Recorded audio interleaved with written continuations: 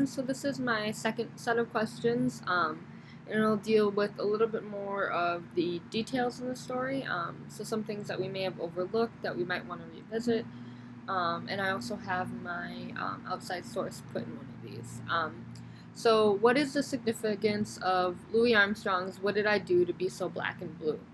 Um, Armstrong was an important and influential musician in jazz history.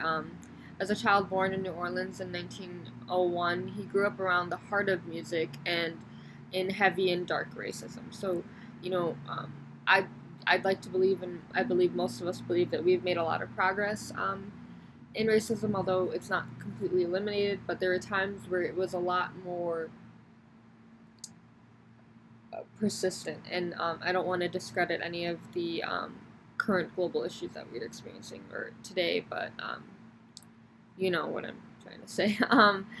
Louis Armstrong actively opposed hierarchy and racism through actions such as, refusing to straighten his hair or canceling tours where he was unable to stay as the same hotels as Caucasians. So he would say, if I can't stay there, I can't play there.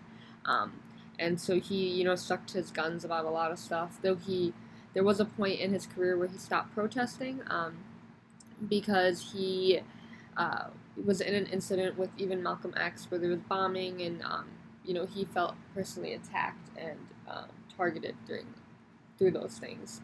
Um, Here comes my dog. I'm so sorry. Say hi, Opie. Um, and then I just wanted to explain too that Armstrong led with an assertion that celebrated his blackness and brought African American elements to the center of African or American music.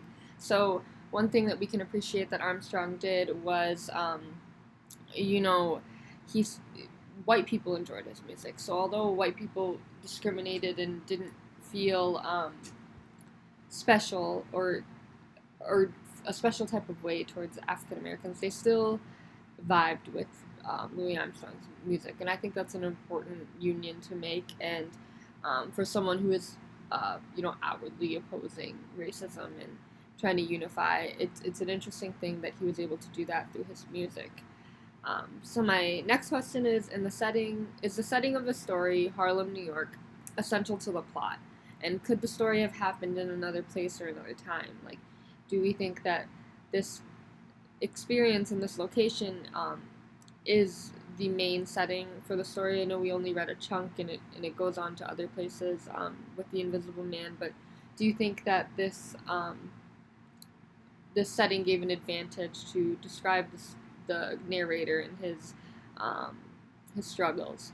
So I just think that's an interesting thing to look at, because nothing in story writing happens by accident. Someone in depth thought about this and decided to place it there. So another question I have is, who are the sleeping ones, as he mentions in the story? The people who may just be walking through the nightmares, such as the blonde man and their interaction.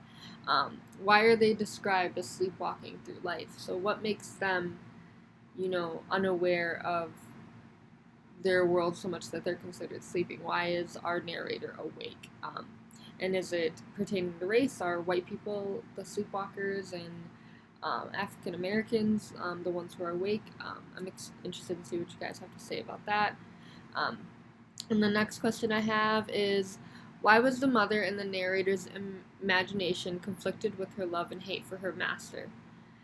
So obviously, she bore his children, and but also wanted freedom, and that goes to a degree that her children couldn't understand.